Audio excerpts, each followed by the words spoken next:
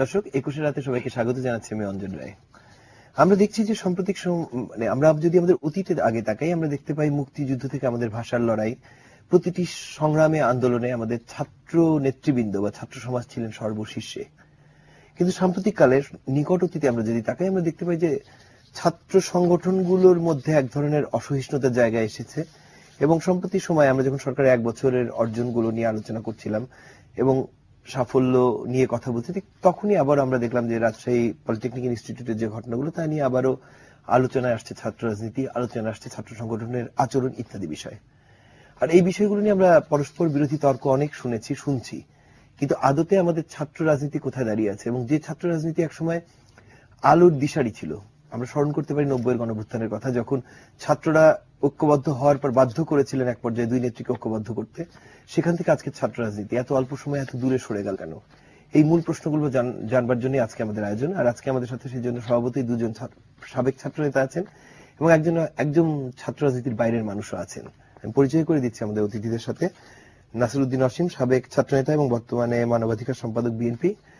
আমাদের সাথে একদমই ছাত্র ছিলেন কিন্তু ছাত্র রাজনীতি করেননি এমন একটি মানুষ আছেন যিনি এখন ব্যবসায় জড়িত, Selim Ahmed, president women's chambers of commerce. আমাদের সাথে আছেন মাহবুবুল হক শাকিল, সাবেক ছাত্রনেতা এবং বর্তমানে মাননীয় প্রধানমন্ত্রী ডেপুটি প্রেস সচিব। আপনাদের তিনজনকে শুভেচ্ছা জানিয়ে আজকে কোশ্চেন শুরু করছি। অসীম, আপনার কাছে আসতে চাই। আপনাদের সময়ও আর এই সময় ছাত্র রাজনীতির ফাঁকটা কোথায় দেখছেন? ফাঁকটা যেটা উপলব্ধি করা যায় এবং দেখা যায়, আমি, শাকিল, আমার ব্যক্তিগত বন্ধু, আমরা একই সঙ্গে রাজনীতি করেছিলাম। দুটি সংগঠন আমরা দুটি সংগঠনে ছিলাম।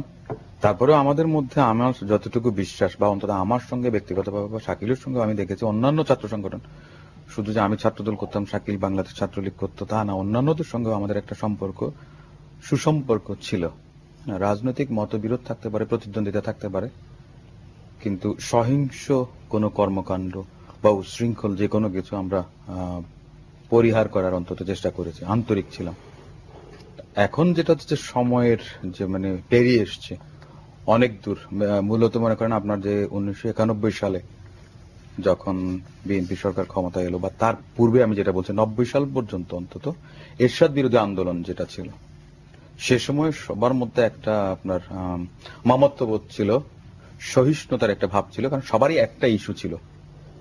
যখন আন্দোলন থাকে দেশের জন্য, জনগণের জন্য, তখন বোধহয় আপনার ধারাটা এক ধরনের হয়, কিন্তু পরবর্তীতে যখন কোনো ইস্যু থাকে না, এবং আমার কাছে যেটা দুঃখজনক সেটা হচ্ছে যে বর্তমানে যে ছাত্র সংগঠনগুলো, তারা ইস্যু ভিত্তিক রাজনীতি যদি না করতে পারে, তাহলে কিন্তু ছাত্র রাজনীতির সম্পর্কে সাধারণ জনগণের ধারণা কিন্তু পাল্টে যাবে বা পাল্টে যাচ্ছে। এটা আমি একটা উত্তরণ আমি ঘটুক এটা চাই। এবং বর্তমান সরকার ক্ষমতায় আছেন, ওনাদের ছাত্র সংগঠন আপনার সারা দেশে সব জায়গাতে আছে, এবং আপনি নিজেও জানেন, প্রধানমন্ত্রী নিজেও বলেছেন যে উনি ছাত্রলীগের সাংগঠনিক যে প্রধান ছিলেন, নেত্রী ছিলেন, সেটা থেকে উনি বাধ্য হলেন পদত্যাগ করতে। ওনারা কন্ট্রোল করতে পারছেন না। বারবার আপনার যেমন স্থানীয় সরকার মন্ত্রী বা আওয়ামী লীগের সাধারণ সম্পাদক, উনিও বলেছেন যে কঠোর ব্যবস্থা গ্রহণ করা হবে। ওনাদের সাফল্যের কথা ওনারা তুলে ধরেছেন 1 বছরে, কিন্তু সেটাকে বিভিন্ন জায়গায় কমেন্ট আমি দেখেছি ম্লান করেছে বাংলাদেশ ছাত্রলীগের ভূমিকা, যে ন্যাক্কারজনক, যেটা হল দখল বলেন, টেন্ডারবাজি বলেন, চাঁদাবাজি বলেন। এবং উনি বললেন যে বাকি 4 বছরও সাফল্যজনক হবে। এখন সেই সাফল্য কি 1 বছরের যে গ্লানিময়, ওটাকেই কি সাফল্য ধরে বলেছেন? যে গ্লানিময়, আমি যেটা কমেন্ট আমি দেখেছি বা আমি ব্যক্তিগতভাবে উপলব্ধি করেছি, সেটা যে বাংলাদেশ ছাত্রলীগ যে ধরনের কর্মকাণ্ড গত 1 বছর ধরে করেছে, এটা কারো কাম্য নয়। তো সেদিক থেকে আমি বলেছি, আমি আশা করব যে এটা শুধু বাংলাদেশ ছাত্রলীগ নয়, সব ছাত্র সংগঠন, কমিটি হয়েছে, এটার একদিনে পরিবর্তন সম্ভব না। এবং আমি নিজেও চাই যেটা আস্তে আস্তে আপনার এই ধারাটার পরিবর্তন হোক। এবং আপনি জানেন যে বাংলাদেশ নির্বাচন কমিশন যেটা আছে, যে পিপলস রিপ্রেজেন্টেশন অর্ডার 1972, ওটার অনেক অ্যামেন্ডমেন্ট করেছে। আগে ছাত্র সংগঠনগুলো ছিল আপনার অঙ্গ সংগঠনের মধ্যে, এখন ওনারা বলেছেন যে অঙ্গ সংগঠন থাকতে পারবে না, সহযোগী সংগঠন। ওনারা হয়তোবা উপলব্ধি করেছেন যে রাজনৈতিক দলের সঙ্গে যদি ছাত্র সংগঠনের লেজুর বৃত্তি থেকে থাকে, তাহলে হয়তোবা আপনার হিংসা বিদ্বেষটা বোধহয় বেড়ে যায়। কিন্তু এটা আমি যদি একজন ছাত্র হই, এটা আমার উপলব্ধির বিষয়।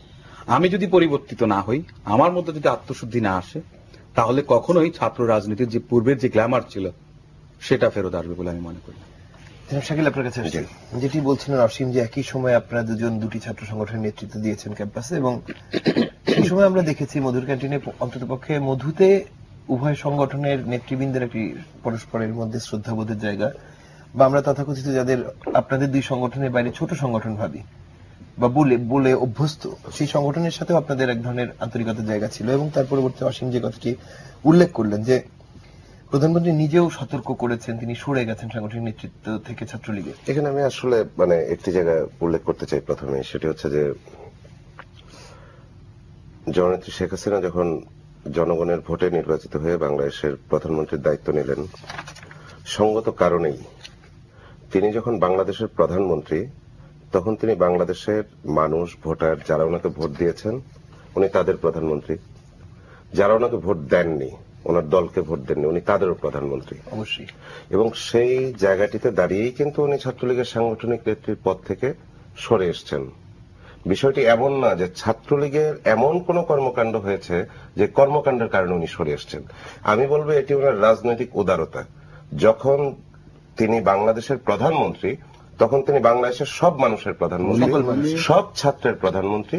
সে কারণেই তিনি ছাত্রলীগের সাংগঠনিক নেত্রীর সেই অবস্থান থেকে উনি একটি সংগঠনে থাকতে চাননি, একটি সংগঠনে থাকতে চাননি, তিনি 1996 সালেও প্রধানমন্ত্রী, সার্বজনীন হতে চাইছেন। উনি 1996 থেকে 2001 সালে প্রধানমন্ত্রী ছিলেন। বাংলাদেশের ছাত্র রাজনীতিতে দেখুন, আপনি যে কথা দিয়ে অনুষ্ঠান শুরু করেছেন, অসম্ভব গৌরবোজ্জ্বল ভূমিকা। অবশ্যই অবশ্যই আমরা যদি 52 ভাষা আন্দোলন থেকে দেখি, জাতিকে সামনে থেকে নেতৃত্ব দিয়েছে বাংলাদেশের ছাত্র সমাজ এবং বিশেষত বাংলাদেশ ছাত্রলীগ। আপনি যদি 52 ভাষা আন্দোলন, যেখান থেকে আমাদের জাতীয়তাবাদের লড়াই শুরু হয়, সেই 52 ভাষা আন্দোলনের দিকে যদি আপনি তাকান, তাহলে আপনি দেখবেন সে সময় একটি ছাত্র সংগঠন, বাংলাদেশ ছাত্রলীগ, তদানীন্তন পূর্ব পাকিস্তান ছাত্রলীগ, তার নেতৃত্বেই কিন্তু ছাত্ররা বাংলাদেশে ভাষা আন্দোলনের সৃষ্টি হয়েছিল। তারপর পরবর্তী ইতিহাস প্রবাহ আপনি জানেন, আমি সেই পুরনো ইতিহাসের দিকে যাব না। তবে হ্যাঁ, আজকে অসীম যেটি বলেছে, আসলে গ্লোবালাইজেশনের এই যুগ, এই গ্লোবালাইজেশনের যুগে আসলে ছাত্র রাজনীতির বর্তমান যে প্রচলিত যেই কনসেপ্ট, এই কনসেপ্ট চেঞ্জ হতে হবে, দৃষ্টিভঙ্গি চেঞ্জ হতে হবে, এবং আমরা আসলে সামনের দিকে যেতে চাই। এবং সামনের দিকে যেতে হলে ছাত্র রাজনীতিতে যারা আছেন, যারা এই সামনের দিকে যাওয়ার যে স্রোত, সেই স্রোতের সঙ্গে যারা যেতে পারবেন না, তারা নিজেরাই পিছিয়ে পড়বেন। এখন ছাত্র নেতা যারা আছেন, তাদের সিদ্ধান্ত নেওয়ার সময়, তাদের সিদ্ধান্ত নেওয়ার দায়িত্ব। তারা সামনের দিকে যেতে চান না পিছন দিকে যেতে চান, সেটি অসম্ভব গুরুত্বপূর্ণ একটি কথা বলেছেন, যে কারণ ছাত্র নেতাদের ব্যর্থতা ছাত্র রাজনীতিকে যদি প্রশ্নবিদ্ধ করে, সেটি অবশ্যই আমাদের জন্য বেদনাদায়ক হবে। সেলিম আহমদ, আপনার কাছে আসছে। আমরা নিকট অতীতে তাকাই, ঢাকা বিশ্ববিদ্যালয়ের আগস্টের যে বিদ্রোহ, গত 2 বছরের আর্মি ব্যাক শাসনের সময় আমরা দেখেছি, তখনও কিন্তু ছাত্ররাই আগে ছিল। এবং তখন যখন কোন রাজনৈতিক কর্মকাণ্ড নিষিদ্ধ এবং কোন ছাত্র সংগঠনের ছাত্ররা আন্দোলন করছে, এটি কিন্তু আমরা দেখিনি। বিশ্ববিদ্যালয়ের ছাত্র, সেখানে দেখেছি আমরা বড় ছোট সব সংগঠনের ছাত্ররাই মামলার আসামি হয়েছে। তারপরে যখন আপনি একদম এই ট্রেনের বাইরের মানুষ, আপনার নিজের কি উপলব্ধি যে এই সংকটটি যখন আমরা দেখি সংবাদপত্রে প্রতিনিয়ত? আমি প্রথমে বলবো যে রাজনীতি বোধটা এবং রাজনীতি সম্বন্ধে চিন্তা চেতনা, এটা অত্যন্ত জরুরি প্রতিটি মানুষের জন্য। কারণ আমার মনে হয় যে দেশে মানুষরা, জনগণরা রাজনীতি বোধ থাকবে, তখনই কিন্তু সে দেশের কথা চিন্তা করবে, মানুষের কথা চিন্তা করবে, সমাজের কথা চিন্তা করবে। তো সেইখানে ছাত্ররা হচ্ছে যে একটা ফাউন্ডেশন, মানে একটা সমাজের, তারা ছাত্র আছে, তারপরে তারা কর্মজীবনে চলে যাবে। কেউ রাজনীতিবিদ হবে, বা কেউ ব্যবসা বাণিজ্য করবে, বা কেউ চাকরিজীবী করবে। হ্যাঁ, কিন্তু তারা যদি ওই সময় থেকে একটা রাজনীতি বোধ থাকে এবং সেখানে তারা যে কোনো দলের সাথে তাদের যার যার নীতিতে যে যেভাবে বিশ্বাস করে, সেই বিশ্বাসে সে যে কোনো দলের সাথে সংযুক্ত হয়ে যদি রাজনীতি করে, সেটা কিন্তু আমি ভালো দিক হিসেবেই নেই। কারণ আমি কিন্তু পলিটিক্যালি কনসিয়াস মানুষকে আমি দেখতে পছন্দ করি, কারণ আমি মনে করি এটা আমার দেশের জন্য ভালো।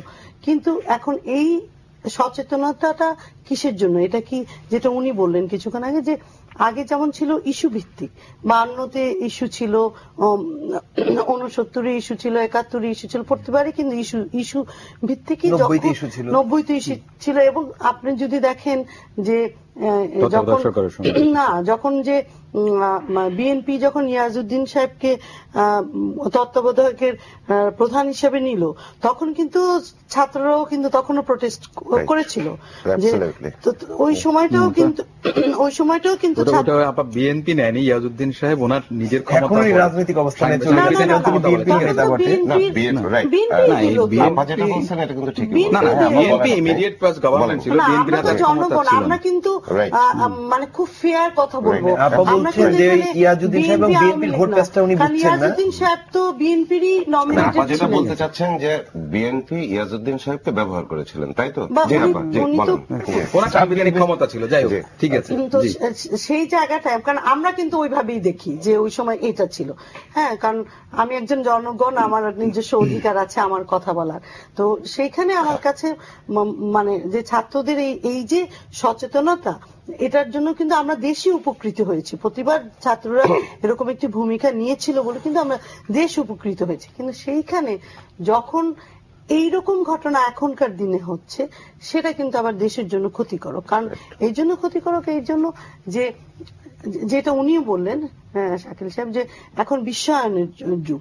এখন কিন্তু ছাত্রদের কিন্তু দারিদ্রতা নিয়ে কথা বলতে হবে, ছাত্রদের যে কর্মসংস্থান করে দেওয়ার কথা, সেই যারা ছাত্র রাজনীতি করে তারা কিন্তু এই কথাগুলো আনতে হবে।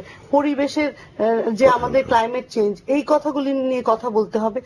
এই যে ইস্যু, কিছুদিন আগে আমি যাচ্ছিলাম ঢাকা ইউনিভার্সিটির সামনে দিয়ে, দেখলাম যে কাগজে লিখে একটা ক্যান্সারের একটা পেশেন্টের জন্য টাকা উঠাচ্ছে।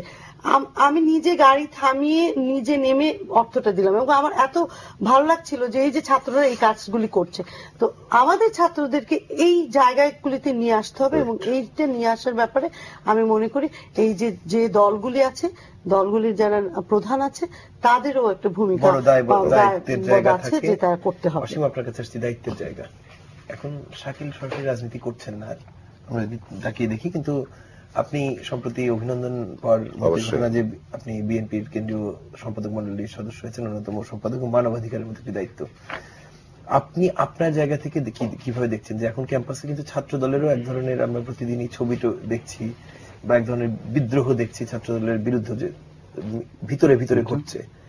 অন্যদিকে ছাত্রলীগের বিষয়টিতে ব্যাখ্যা দিয়েছেন আপনারই এককালের বন্ধু, আপনাদের দুজনের ভাষায়, এখনো সাংগঠনিক সিদ্ধান্ত নেই, এটা হচ্ছে যেহেতু প্রধানমন্ত্রী আমি বলেছি হওয়ার পরে, উনি 96ও বাংলাদেশের প্রধানমন্ত্রী হয়েছিলেন, তখন উনি এ ধরনের কঠোর একটা সিদ্ধান্ত উনি নেননি। এবং আমি তো মনে করি যে বাংলাদেশ ছাত্রলীগ ওনার সবচেয়ে বেশি প্রাণের প্রিয় সংগঠন, আমি এটা মনে করি এবং বিশ্বাস করি। একটা ইমোশন, সেটাকে আপনার ছেদ, উনি একটা পরিবেশ পরিস্থিতি, আমি ছাত্রলীগের নেতা ছিলেন, এবং আমি এই বিতর্কে আর আমি যাব না। আমি বলেছি যে উনি 96 এটা করেননি, যেটা ওনাকে এখন করতে হলো জানি না, ঠিক আছে। শাকিলের explanation, let the people of this country accept whether or not that is up to them, আমারটা আমি বলেছিলাম। এনিওয়ে, আর আপনি যেটা বললেন যে গুণগত পরিবর্তন ছাড়া, আমি নিজে ছাত্র রাজনীতি